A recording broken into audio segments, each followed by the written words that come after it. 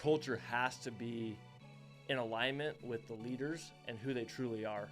Because if it's easy to be like, yeah, we're people that give and we're abundant, but yet we're really like not doing that, and we just are preaching it, because people will mirror what you do more than what you say all day. I think this is the problem with society is, and with what's going on right now, is everyone just does what they're told, and they never stop and say, is this actually adding value to me?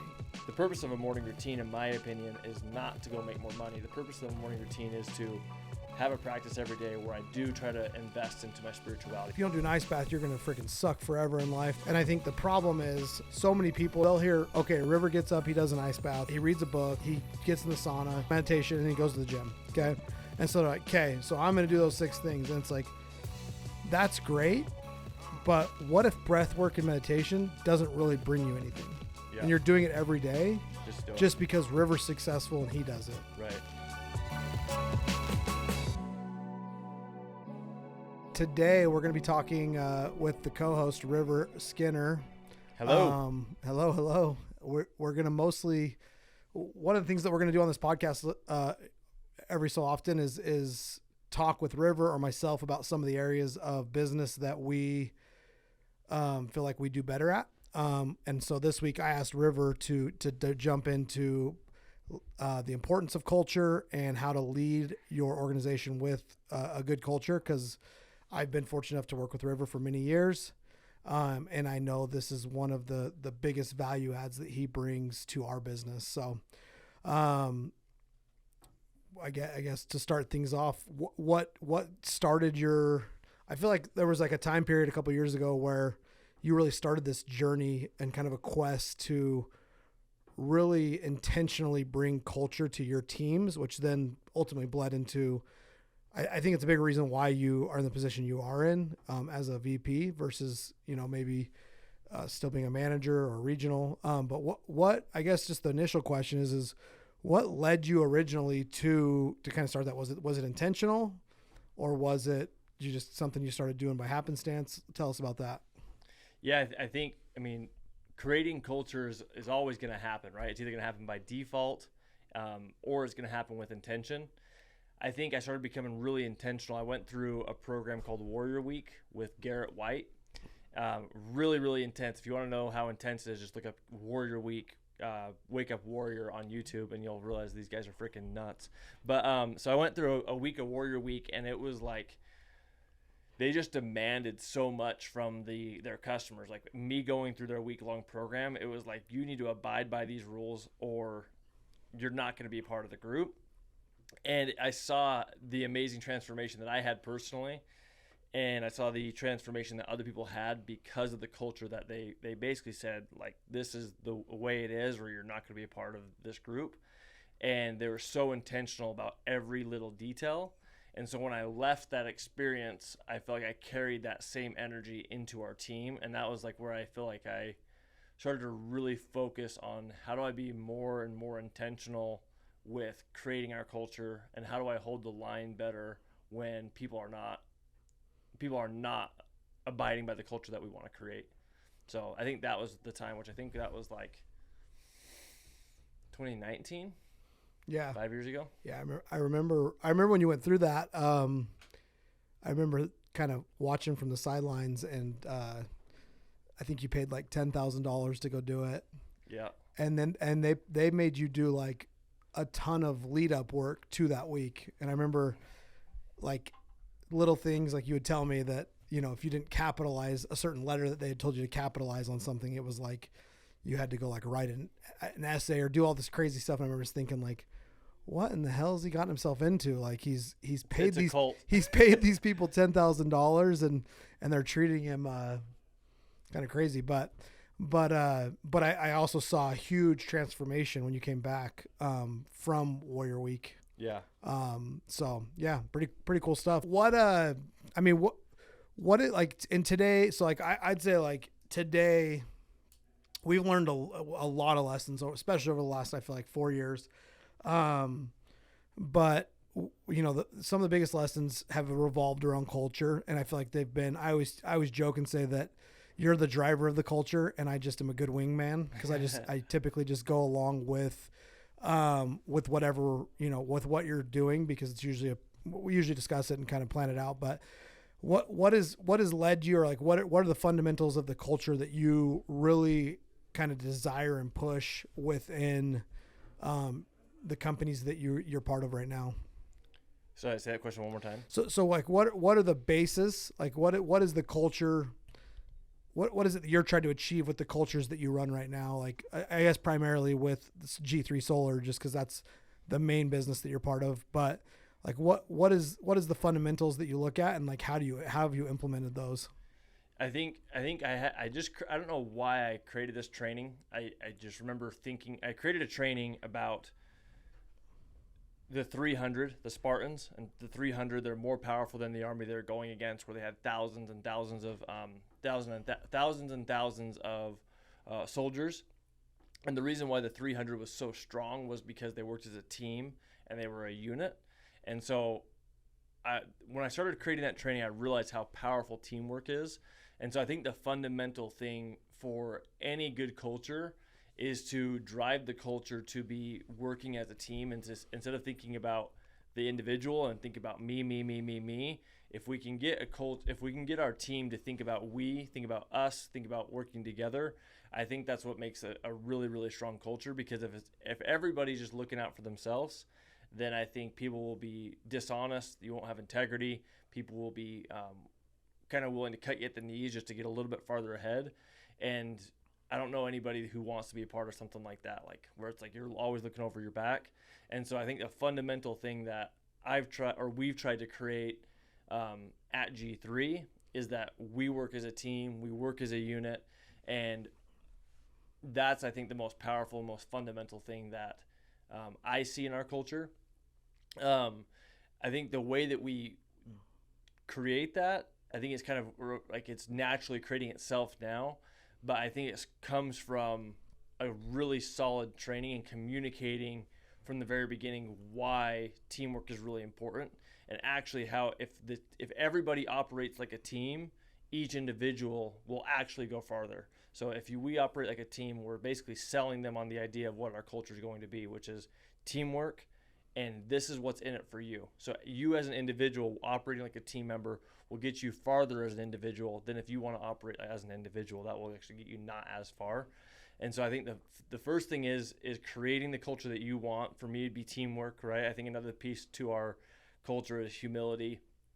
But you kind of identify these certain characteristics that you want to have in the culture, and then you present it to your team, you present it to your company, and then you constantly are communicating what those values are. Because all culture is how we are. It's what we do and who we are. And we need to constantly be reminding our people, hey, this is who we are, this is what we do, and we need to always protect the core fundamental piece of culture more than anything else. Like culture is the most important thing, in my opinion, to a company beyond anything else. Yeah, I think the biggest difference for me as of lately is I feel like one thing that we did a lot in the past and is that you and I really embodied a lot of what you just said, but the company segmented, whether it was, what we call corporate, the operations side of the business, or the executive team, or the owners. And then you had the sales, and it's like, we always embodied it, but sometimes the decisions were made within the business that weren't always in alignment with the culture of sales. And that the hard part is that doesn't mean that things are always going to be in favor of sales. It just means that I feel like the thing that we've really shifted as of like the last year is we always make the right decision for the business, and it's not directed towards any individual, whether it's not directed towards you, the sales guys, operations, the owner. It's like what's best for the entire group, and then we're very open with kind of everybody about why those decisions are made. Versus, I feel like in the past sometimes decisions were made and you'd almost try and hide them because it felt like, well, this is best for so and so, but it's not really what's best for everybody. So I think that's been a huge part of our culture, and I don't know. I don't know if that's something you've intentionally done or if that's just something that's kind of fallen into place through experience. But it's something I've noticed is that like, I've noticed your thought process along with a lot of other people within our company is, hey, we're going to make the best decision for the company.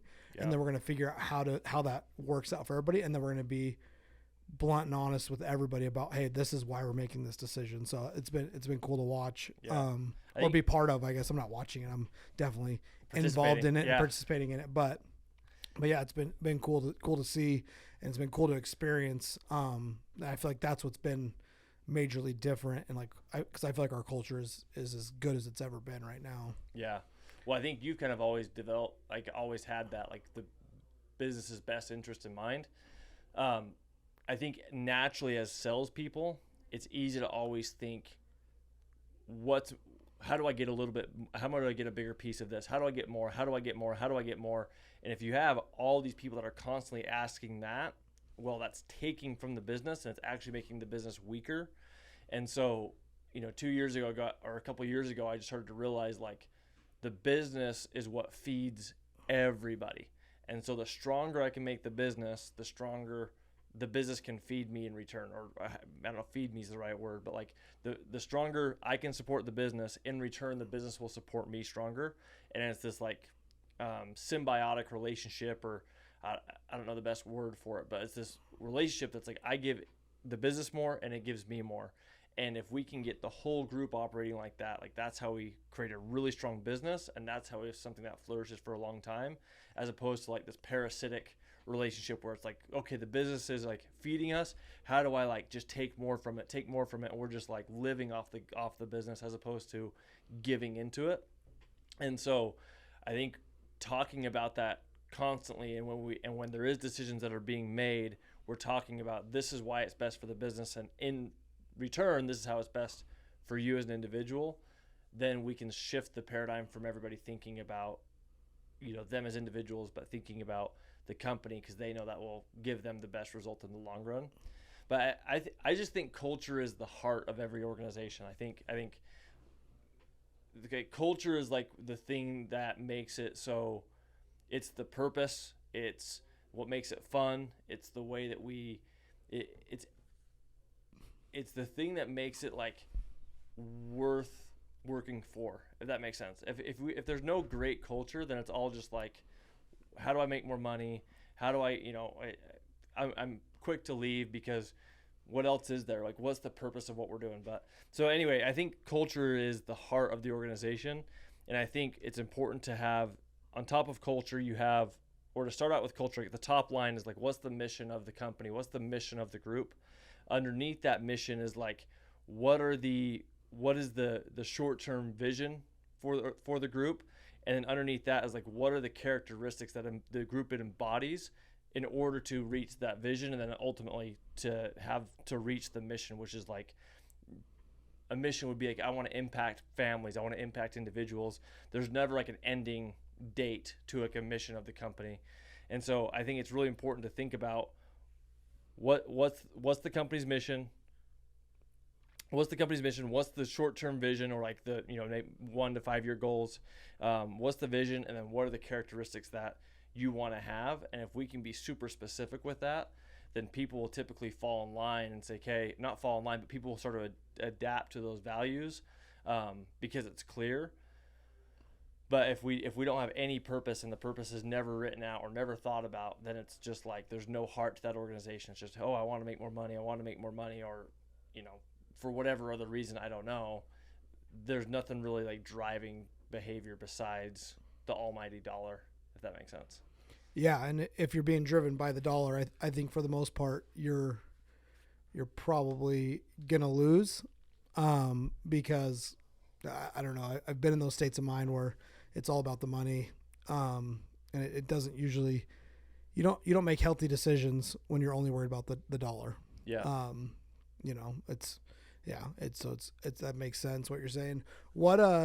What things, I mean, what I really want people that are listening to this to know is like, I want them to be able to take away some practices and some things that they can do to better their organizations, whether that's, within solar or whatever they're doing. Let's walk through. So, I mean, like let's walk through an example of of like how that would look for a company so that people can have an understanding of maybe how to structure that for themselves. So when you say like top line, what 3 to 5 year goals are you talking about? Give me some examples of what that would look like. So yeah, I think the mission for the company is the first thing, and the mission would be something that's arrows out focused, meaning that we're focusing on how do we help other people in some sort of way.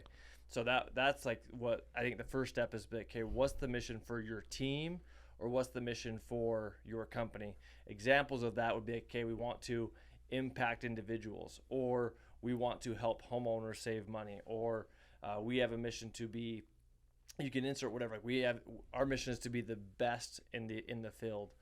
So you have this overall mission that supports you helping other people, and then underneath that would be a vision, and the vision would be, okay, we want to help 10,000 homeowners go solar in 5 years, and then it's more of like a numerical number that you set out to be, okay, this is our goal, this is the vision for the company, this is where we're headed. And so sitting down and really thinking about what is the mission that you want to have for your company, what's the purpose behind it, then you say, okay, what's our intention, and where do we want to go, and how fast do we want to get there, and then sitting and thinking about, okay, what are the characteristics? So then writing down, I think the simpler you can make your values, probably under 10 values, the better, right? Like, okay, one for us is teamwork. We call that Ubuntu. If you don't know what Ubuntu is, go look up Ubuntu. Doc Rivers talked about it. He was the coach for the Celtics. That's how they won a championship as a NBA team, was through the philosophy of Ubuntu, which essentially is an African proverb for teamwork, humility. That's another one of our values. Another one of our values is following the process. We're really big on, we have a process as a company. Our leaders need to follow a process. Our sales reps need to follow a process. And so those are 3 examples of values that we have, but then you write down the values that you have. Maybe those 3 don't mean anything to you. Maybe you want to have different values. Maybe a good value would be integrity, as another example, or whatever it is for you. Or being like, what's the word? Not fun, but maybe fun's a good, like, what's important to us is to always be having fun, or to be adventurous, or I don't know. There's a million different types of values that you can have as a team, but sitting down and writing down, what's the mission, what's the vision, what are the characteristics, and then what are you going to do to constantly keep people engaged and reminded about those values. So some little things that I found that worked for me is every morning, not every morning, probably 80 to 90% of the mornings, I send out a morning message to our team. And the morning message will always be around one of the values that we have. It'll be a story or something, or a quote, and it'll be driven to a value. It's a story about teamwork. It's a story about following the process. It's a story about humility. And so every morning I send out a message to our whole company, to our whole team, and talk about, or I have a morning message regarding our values. And then every evening I'll have a recap of how we performed that day as far as like our sales numbers go. And then I'll have another message in the evening. And then at the bottom, I'll just write hashtag Ubuntu. Hashtag, like our mission right now, our vision right now is to sell 425 accounts in the month of March. So hashtag March 425. But I'll always be like communicating where we're going and who we are every morning, every evening. And that's a simple thing that I've learned that helps people be reminded of our identity, which is the culture. Yeah, I think it. Yeah, I was thinking about this morning, like how important it is to know who you are and what you're doing, like who you are and what you specialize in. I feel blessed to have kind of like gotten in this path of like, we know exactly who we are, like what our business model is. What I mean by that is like we, with leads, and we know how we're engineering leads. We know we're going to get them. We have setters, we have closers, we have a recruiting program, like all these things. And we know exactly what our identity is, versus I see a lot of companies, not even just in solar, but in general, where it's like, oh, look, maybe I'll try that. Oh, maybe I'll try that. I'll try that. And they're never committed or consistent to one thing. And I think that really revolves back to what you're saying is like, some of our values as a company are, we're not going to go one of the things you said that I know is a huge value for you and for me is to be teachable and be humble. And we're not going to go chase those sales reps around that a lot of the people are chasing around the industry that are the opposite of that, that want you to beg them to come work here. Like we flat out don't want those as part of our culture. Yep. Like we've actually brought guys on and kind of pushed them right back out the door that don't embody that. Yeah. And because we know exactly what we're going after and what our culture is, and we will put our culture over any individual all day long. So I think it's definitely been, it's definitely a bold move as you get going. I think part of it is like to know who you are, but more importantly to know who you're not. Like I think it's so easy as a company, as a individual, as a leader, when opportunities come your way that seem like good opportunities, it's like, oh yeah, I'll do that. Like, oh, and it's like you're chasing all these different avenues. It's like a good example for us is like we don't really want to go chase commercial projects. Like we want to do residential solar. Like that's what we want to do. We want to do residential solar. It's like we're not going to go chase this other option. We're not going to go try to do this blitz program. We're not going to. There's a lot of things that we know who we are and we stick to that, and that means that you have to say no to opportunities that could be good, but they sacrifice the culture, which is the thing that's great. And so I think that's something that's super super important as far as culture goes. Cool. What else? I mean, I see a lot of things, so I'm trying to like just tee it up. But what other things do you do within the organization that you run within G3? Do you feel like you do to harvest the culture that you have? I mean, one of the things I see a lot of is like you're a very giving person. Yeah. And so like, is that part of the culture? Are you trying to drive culture? Is that just something you do out of the goodness of your heart? And what I mean by like 99%, not 99%, that's an extreme exaggeration, but a good portion of the time, if I'm wearing a pretty dope pair of shoes, it's because they were bought by River and they just showed up at my house. And there's many people in our organization that can say that. Like, and the funny thing is it's now bled into other leaders within our company are all sharing it. The other day we went to the gym, and after we're done working out, one of our guys that we're there with, he's like, River, come to my truck, and he hands River some brand new cologne. He's like, hey, I bought this for you, Yeah, it was really cool. Yeah, so I learned that from someone who I want to have on the podcast, who's Roger Jessup. He is a real estate agent. He's my real estate agent. I've used him, and when I bought a house from him after I bought the home, I was going to Vegas with my wife's friend Allie, I was going as a group with my wife and all her friends. Just you and Allie? No, sorry. So we're going as a group to Vegas for her 21st birthday to go and party and celebrate her 21st birthday. Well, he calls Javier's and gets us a reservation, and he pays for the whole group, like 12 of us, to go to Javier's. And I remember thinking, I'll never not use Roger. And it was, I don't know what it cost, probably $1,000, but he basically, was like sealed your loyalty. Sealed my loyalty because he thought about me, and I knew it wasn't. I mean, it was a business decision for him, but it was after he already made the commission off of me, so to speak, because I've already bought the home. And I remember, and he's done multiple things after that. He bought me a what's it called? One of those things that you paddleboard. He's bought me a bunch of different stuff, and kind of given me this amazing experience.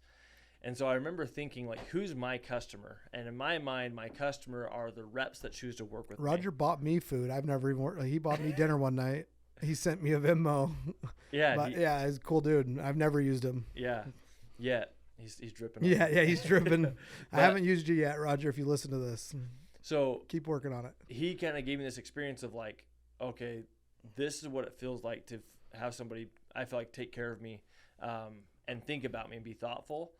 And I just remember thinking, I want to be like him. I want to be like that guy, because I know if I'm just like him and I just give freely, I know that, things will come back to me in return.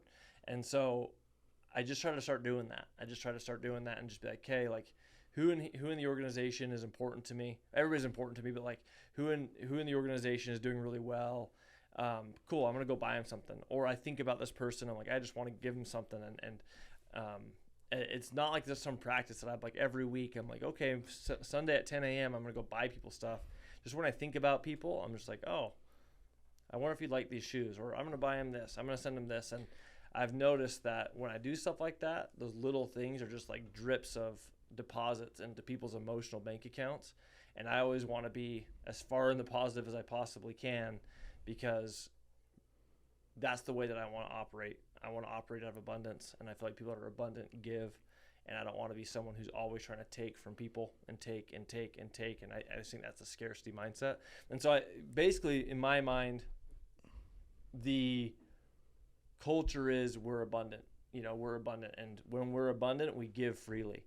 Like, I don't like to be around penny pinchers who's like, hey, you owe me $5 for driving you to the gas station. You owe me $5 for, whatever. It's like, dude, oh my gosh, this is so annoying. Like, I want to be around people that are abundant. It's like, yeah, hey, I'll pick up the tab. And then in return, I'll pick up the tab later. And it's like, we're always just giving to each other and giving to each other. And that's something I actually learned from you.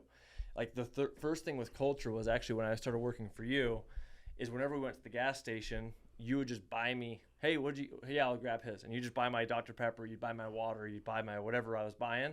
And you're always just taking care of me.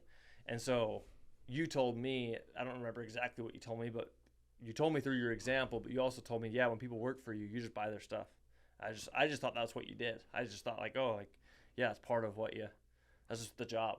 Yeah. So I think that was part of it as well, as like, yeah, we just take care of our people. Like, yeah, I that's an easy way for people to feel like they're being taken care of. And so I think, to back up even further, culture has to be in alignment with the leaders and who they truly are. Because if it's easy to be like, yeah, we're people that give and we're abundant, but yet we're really like not doing that, and we just are preaching it, because people will mirror what you do more than what you say all day. And so I think it's really important to live the way that you want your people to be living, and people will typically mirror that as long as you have their respect. Yeah, I think that's what you just said is something that, as we were kind of thinking, and I was thinking about this podcast,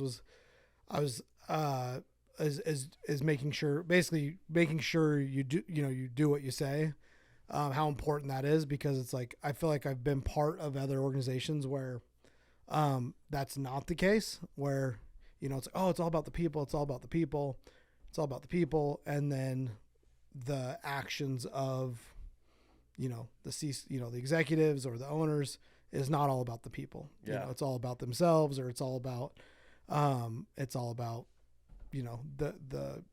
whatever the company, whatever it might be. And then it's really hard to maintain the culture if not everyone's in alignment. And so I think that is so important. And that's something I talk about a lot with a lot of our guys, is it's like, you'll see them, they'll say like, if you're on, for example, one of our, and this is a skewed example, but I'm going to use an example, but for example, one of our leaders is very, very, very much about punctuality. And he's always like, I lock the door if people aren't at my meetings. And it's like, if he wasn't, and he does show up on time, I'm pretty sure almost always, we've not had, he's a very punctual person, but imagine if he locked his door, but then like every third meeting he didn't show up to. He locked himself out. Yeah, he locked himself out. Like, it loses all its power, and so like, I think that's something I'm very careful with, because a lot of things that you're all about on our culture is like, ice baths or whatever, I work out every day, but I'm not near the shape that you are, but like, I definitely eat a little more freely than you do. Yeah, but it's like, I don't preach, even though those are all part of our culture. I don't preach like a ton of that. I definitely am not like, oh dude, if you don't do an ice bath, you're going to freaking suck forever in life, because obviously I don't do ice baths. So I actually preach the opposite. I think you're doomed and going to hell if you do ice baths, but guaranteed not to be successful if you do ice baths. That's my theory. But totally joking, obviously. I think the culture is not ice baths. In my opinion, the culture is self-development. You know what I mean? It's like, and you develop yourself in a different way, but it's not like you're not developing yourself. You just do it in a way that's your way, and I'm doing it in my way. My way, I just like to get, RT, so just joking. But like, my way is my way and your way is your way. But the real culture is, the fundamental piece is like, we need to be growing ourselves as humans, and we need to be getting better. And we're all doing that in our own individual way. And it's like, the purpose is not to have like you do the ice bath or you to read a book or you to do this. It's just for you to push the ball forward in your own life, and whatever that is for you. And it's like some people, it's like they need to learn how to crawl before they can walk, and some people they are, sprinting or whatever. But that's not the point. The point is just how does our team get 1% better? How do the individuals get 1% better? So I think I've had this thought a lot lately of like people asking for things before like they deserve them, or people feeling entitled to results before they deserve them. I guess I don't know how this relates to culture quite yet. Let's see if we can tie it in. But like people like thinking they deserve something before they've put in the effort and before they put in the work. And I think it's so interesting that like I think it's kind of like self-explanatory for most areas of life, but in business we get it confused. Like I see so often people thinking that, oh, I should be making more money, and once I make more money then I'll put in the effort, or hey, if you do this for me then I'll do this for you. But if you look at any other area of life, it's pretty simple. Like in your fitness, everybody knows you're not going to get a six-pack. You're not going to get a six-pack and then be healthy and then start eating healthy and working out. You're going to start working out and eating healthy, and then you'll have the six-pack. You're not like, or people get it confused with marriage too. Son of a. That's why I don't have a six-pack. Or in marriage, people are like, once my wife is awesome to me, then I'll be a great husband. Like that's so backwards. It's like if I want to make a lot of money, I need to invest into the company, not financially or maybe financially. I need to give into something before I can receive. And it's the same thing in health. It's the same thing in our marriage. It's the same thing with spirituality. I think a lot of that, just the way life works. This is my theory, and I think a lot of that spirals from social media and from kind of all the guru world that we live in right now, that we're participating in right now. And the problem with it is that people, so I love, you sent me a podcast yesterday, and I don't know if you loved the first part of it as much as I did, but Alex Hormozy says in the very beginning of this podcast, he said, if you want to be successful, basically in so many words, he's like, if you want to be successful, just get to freaking work, essentially. And he's like the world that we live in now, everyone's doing all this stupid shit that they think is making them successful. He's like, you got all these people that have become rich, and then they're going on Instagram and being like, oh, I'm rich because I do an ice bath. Not that there's anything wrong with ice baths. I that's just my example. Or I'm rich because I read for an hour every day. And he's like, no, what the problem is, rich people work super hard to get, or wealthy people work super hard to get wealthy. They get wealthy, and then they start doing all these stupid routines because they have nothing else to do. This is what Alex Hormozy said. He said, and then they go tell everybody that that's what made them rich. Yep. He's like, and that's not what made them wealthy. Yep. What made them wealthy is they worked their freaking butt off in the beginning. Yep. He's like, and it just resonated with me, because that's totally the way I think. Is I'm like, sure, if you want to do an ice bath and you feel like, he said, if you want to he actually used ice baths as an example too. And I think he's big into that. So I could be wrong, but he's like, if you want to do an ice bath and that's going to further you, if it's helping you hit your goal in any way, shape, or form, then it's something you should do. He's like, but a morning routine is absolutely stupid if you're just doing a morning routine to do a morning routine. Yeah. So I actually thought a lot about that, because I'm like, I love that podcast. That's why I sent it to you. And I actually think you relate to him in a lot of ways, because I feel like it's very I've never given him a chance because I didn't like his nose thing. Yeah. But here I am now. I'm a fan.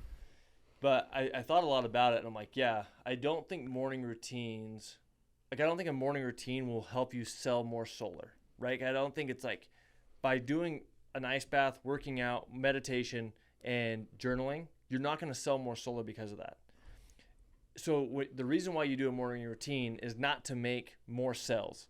The reason why you do a morning routine, in my opinion, is if you want to have a more balanced life. And so it's a practice of, if we're holistic people, meaning we have more than one need. If my only need's to make money, then great. Like all I need to do is just go work more.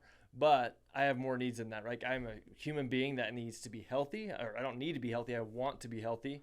I choose to be healthy. I want to have a good marriage. I want to have a connection with God, and I want to develop my mindset, or not my mindset. I want to develop my knowledge of life and business and spirituality. And so the purpose of a morning routine, in my opinion, is not to go make more money. The purpose of a morning routine is to have a practice every day where I do try to invest into my spirituality, which is meditation. I do try to invest into my physical body, which is ice baths and working out. And it's like, I feel like the longevity game of more of like, no, I want to be excellent in more than one field, not just in business. Cause it's like, but I think what he's saying, you fit totally what he's saying though. And I think the problem is what he's saying is, and what I agree with is, so many people are doing like, so they'll hear, okay, River, you know, and I see this happen within our organization, and I'm not saying it's a problem, but I think for some people it's a problem. They're like, okay, River gets up, he does an ice bath, he reads a book, he gets in the sauna, he journals, and what else do you do? Sorry. breath work, meditation. Breath work, meditation, and he goes to the gym. Okay. And so they're like, okay, so I'm going to do those 6 things. And it's like, that's great. But what if breath work and meditation doesn't really bring you anything? Yeah. And you're doing it every day just because River's successful and he does it. Right. Or what if journaling just isn't really bringing you any value or result, or like you're not feeling like it's bringing you value. And I think this is the problem with society and with what's going on right now is everyone just does what they're told and they never stop and say, is this actually adding value to me? And I know you do that because I've watched you implement other things into your routine and then take them back out. Yep. And then do other things. So it's like where I agree with him is it's not that I think a morning routine's bad, but I do think that so many people are just robotic. And I think if you're really going to take things to the next level, you really have to decide what works for you. Yep. And then do it. And it's a double-edged sword, right? Because a lot of people will say like, oh, well, if I decide what works for me, then I'm going to sleep till 10:30 and I really, enjoy eating a cinnamon roll every morning. So that works for me. It's like, it's not about what's enjoyable to you. It's about, hey, it kind of goes back to culture to tie it in. It's like, what's your personal culture? And your personal culture is like, hey, here's the values that I live by. Here's what I want to achieve as a person. And here's the vision. And it's like, well, if I want to achieve X amount of success, or I want to have a healthy body and I want to look ripped, then I need to get up early, go to the gym. I need to eat I need to have a protein shake in the morning versus eating some crappy breakfast and whatever. And then all those things need to align with what you're trying to achieve. Yeah. But it's like, just don't do it just because others are doing it. Yeah. It's so there's a story about Zappos. Zappos.com or whatever was a company that was like world renowned for their culture and how awesome their culture was. And they went to interview the CEO of Zappos. And they walked into the office and they noticed there's a lot of ping pong tables. And so they talked about that in I forgot what it was, maybe a document or like some article that they wrote about it. And then all these companies went and bought ping pong tables thinking that was the thing that was going to make their culture awesome and grow their company. And it's like, that wasn't the thing. That just happened. They just happened to have ping pong tables. And I think so many times, and so anyway, I don't know why it's called a celery test, but that's what the guy who told the story called it the celery test. But basically, instead of saying, oh, this person eats celery every day, I need to eat celery too because that's what's going to make me successful. It's like, no, the celery isn't what's making him successful. That's not the point. Like, you're missing the point. If the celery doesn't serve you, then don't eat the celery. If like, just because Zappos has ping pong tables doesn't mean you need to have ping pong tables. Just because River does this doesn't mean you need to do this. What we need to do is be self-aware of who we are and say, okay, does the ping pong tables actually help my company, or is it more just the principles of the ping pong tables represented something bigger than that, and maybe I just need to think about the principle instead of the actual thing. It's not the ice bath specifically, or the celery, or the ping pong tables. It's more of like the overarching concept, rather than like, okay, cool, like, yeah, he journals every day. Well, I don't like journaling. Then don't do it. It doesn't work for you. Then don't do it. Go find something else that does work for you. And it's like an example of Alex Hormozy. He probably doesn't need a lot of those things that other people need, which is like, kill, just wake up and go to work. The thing that I've learned for me for morning routines, and now I'm just rambling, for morning routines was like when I wasn't doing a morning routine, my baseline happiness on a scale from like 10 to 1 was like a 3.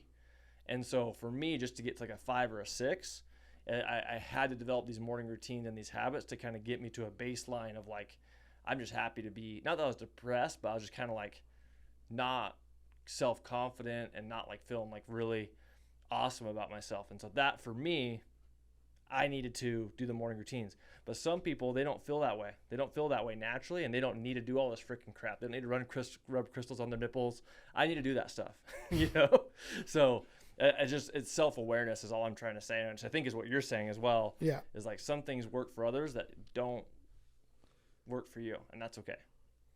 Yeah, I just think people that's where people just they crave this like desire to do what everyone else is doing because they think that there's a shortcut to success, and it's like at the end of the day, I don't think there's very many people that find a shortcut. You know, you might be able to give me an example or two of people that got lucky or had a rich parent that gave them their trust fund baby, but that's not actually a shortcut. That's cause I'm sure that has its own problems that come along with it. But yeah, I mean, I just really liked that podcast because I felt like that's what people really need that want to go to the next level is they need to really define their own personal culture, decide what it is they're chasing. And I think they need to set realistic goals too, is it's like, if you're making $50,000 a year, you know, I see this happen all the time. It's like, hey, no, my vision or it would be the vision, would be like, I'm going to make $1 million a year in the next year. And it's like, well, you're probably not going to go from 50,000 to $1 million. You might, but the odds are it's probably not going to happen. So it's like, what from my experience of climbing the ladder is, it's like, if you can go from 50 to 125, you're probably going to be pretty dang happy. Yeah. You don't need to jump from 50 to 100. So I think the first step is really being realistic and then deciding what your values are that are going to get you there. Whether that's, hey, I'm going to work X amount of, I'm going to work super hard. I'm going to have, I'm going to be honest. I'm going to do X, Y, and Z. And then I'm going to get up and I'm going to live by those values that push me towards hitting these goals that I have. Mm-hmm. So I think that's, if you really want to develop a good culture amongst, whether it's like a sales team or an organization, it starts with, you have to have the same thing on a micro level for yourself. I feel like that's one thing I've really watched you do a ton. Would you agree that you have like your own culture that you've designed? And then it seems like you even have it like for you, your wife, your kids, like your family, and then even segmented into each kind of area of your life of the culture of the type of life you're going to live. Yeah, I try to be as intentional as possible, which I think I could do a lot better of a job at. But yeah, I think it's really important to have your own, like, I don't do this, I do this. You know what I mean? Like, you have to know, what you're about and what you're not about. But like, as you're talking, I think like the biggest thing culture is you have to just be thinking bigger, and I think you have to be thinking about other people. Like, I think that's, without thinking about that, there is no cult. Like, there's no good culture. And it's like, who am I as a person? Like, who I think I am, who I try to be, is I try to be an example. Like, I think about that a lot of like, okay, I want to be the best version of me because I want to be somebody who inspires other people. And my personal culture is thinking outward and be like, I hope by the way that I live, majority of the time, unless I'm not acting in accordance of who I truly am and I'm being a dick and I'm being whoever, but if I'm truly being my best self and who I want to be, that's someone who's going to inspire other people. Same with our organizations. Like, if our culture is always thinking about serving the individual instead of serving the community and other people, like, it's always gonna fail. But yeah, I do think it's important to have culture inside of yourself, inside of your family, inside of your company, and then all these other little communities, friendships. Everything's a culture, because a culture is just who we are. But the more we can be intentional with it, of like, an example of this is I invite people over to come to my house, and we do saunas and ice baths. And we've done them a few times, and it's just like, hey, like, we just sit in bull crap and whatever. And I texted everybody, I invited a bunch of people, or like 4 people. I said, hey, if you're coming, this is what we're going to be talking about. I want to talk to you guys about what you're super grateful for, what fires you up and inspires you. Because I want the culture inside of that sauna to be something that's like, more meaningful than just like making stupid jokes, you know? And so we always have an opportunity to create a better culture within any relationship, a personal relationship with ourselves or with others as well. Did people not show up after you made it intentional? They all showed up. Oh, They all showed up. that's why I didn't get the text. You hate the ice bath, that's why you didn't get the text. Like, get you in there, you're invited every time. I've got in. Just I Stayed in get, there. I get out as Stayed quick in- as I get in. I'm like, ew. Stayed in there. Why are you guys doing this? I don't get it. Yeah, but I think one thing that you do, because you've helped me learn a lot about culture, and the biggest thing that you do that I think is really awesome is you never commit to doing something that you're not going to do.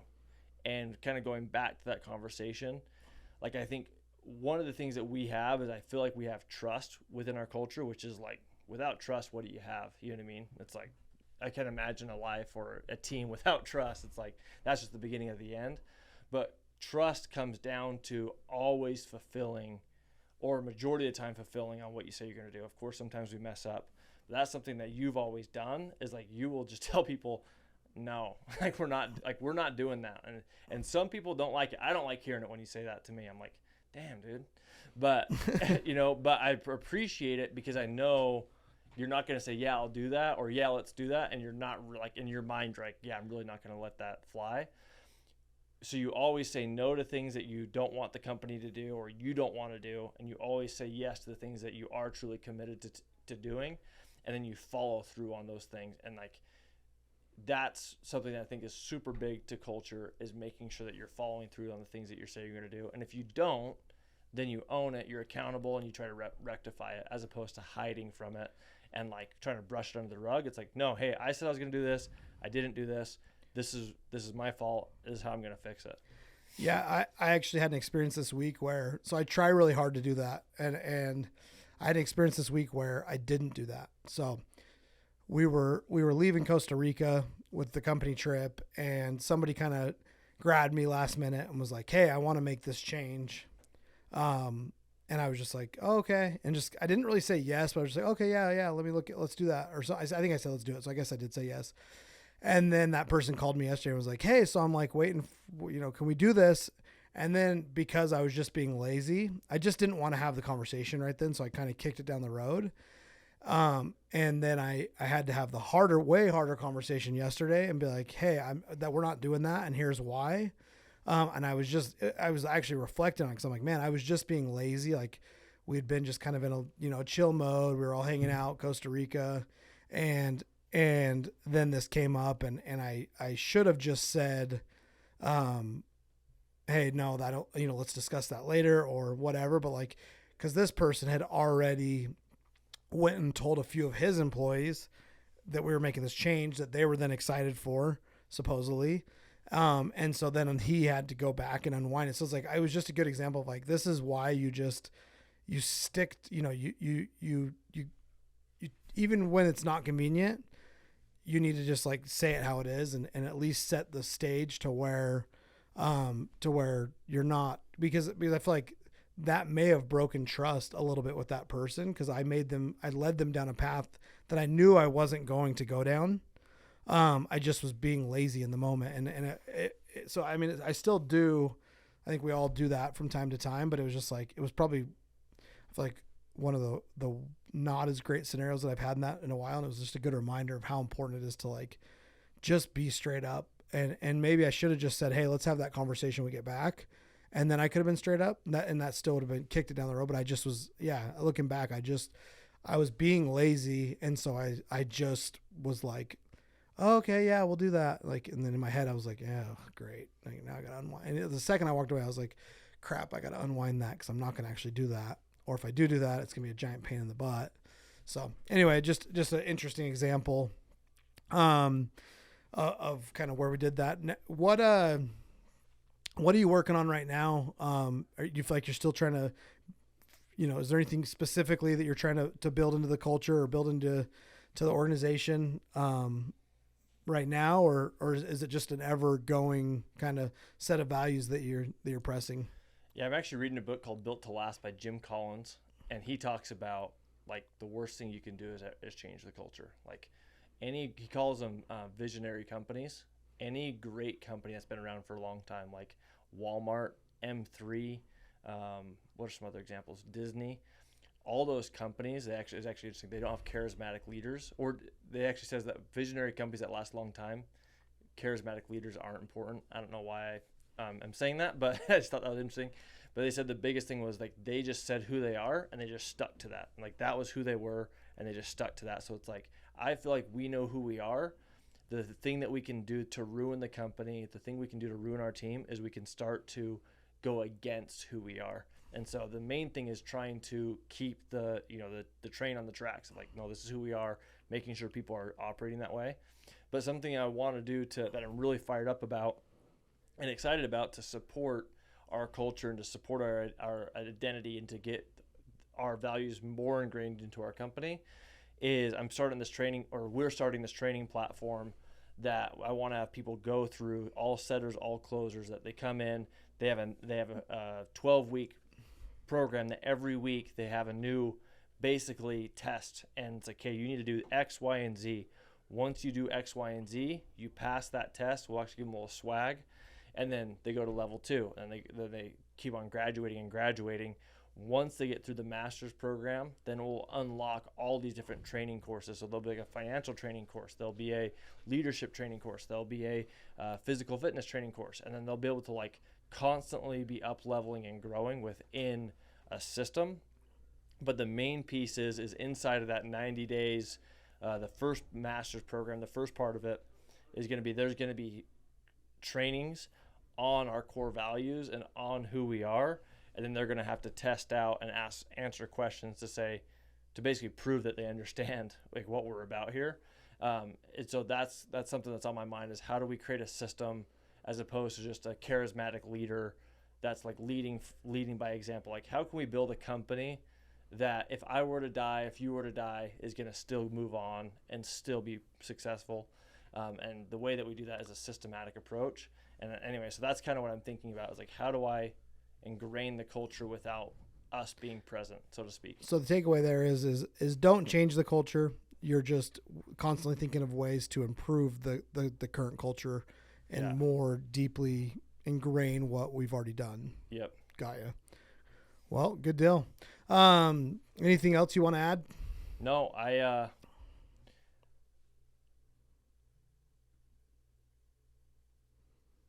dramatic pause.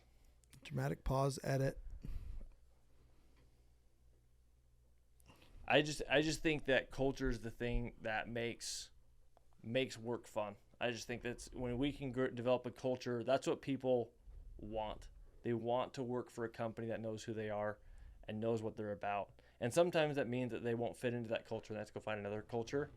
But having a company that like is clear on this is who we are and this is what we're about, you'll have people stay with you for such a long time because of the great culture. And so it's so worth investing in because it's what will keep people around and make people like happy for the long term. Yeah, I agree. I think one of the coolest things that's happened over the last couple of years is just watching the growth within so many of the people that work with us. Yeah. It's all really driven from the culture, but they're growing bigger teams. They're on their personal life. We're watching, I've seen a lot of them strengthen their relationships with their spouses, have great relationships with their kids. They're investing. I was actually really blown away. One of our directors yesterday told me that he has over $1 million in net worth with the equity and all the rental properties he's bought, which it's only been, when we met this guy, he came to work for us. I think it's been 5 years now, five and a half years ago. And I remember he was just flat broke, like rode his street bike to meet us for a recruiting meeting in the middle of winter because he didn't have the gas to put in his car. And so the street bike was cheaper. And so to like realize that over the last 5.5 years, he's literally went from not riding a street bike when it was literally like snow. Like I loaded his street bike into my truck and took him back home 45 minutes. I'm like, dude, you're not riding that thing out here. Like you're out of your mind. Yeah. To him having a personal equity in his houses or net worth of over $1 million that he could liquidate. Yeah, he's a legitimately a millionaire and climbing. That's just been really cool to be part of. And I think that's a huge thank you to the culture that you've created and that you've continued to build. So yeah, we've built. Yeah. But I'm just the wingman. So, but I appreciate being part of the culture that you, I feel like you mostly harvest. I'm just grateful to be part of it. So I hope that people will take some of the things we've talked about here and really implement into their businesses. And I'd say really just focus on making sure you are exactly, you act in accordance and you're in alignment with what you say. Because that's the biggest thing I see that makes the biggest difference. Yeah. When I look at the culture we have now versus maybe even 3 or 4 years ago, there may have been some things that we preached that we didn't always do, and we've kind of filtered that out and really strengthened it. So it's been pretty awesome. Yeah. Well, I appreciate working with you as well. If you guys found value out of this podcast, please share it to your social media platforms, send it to a friend, make a post about it, write a blog about it, put a note on a pigeon and send it on its way. Whatever you're gonna do, put the word out.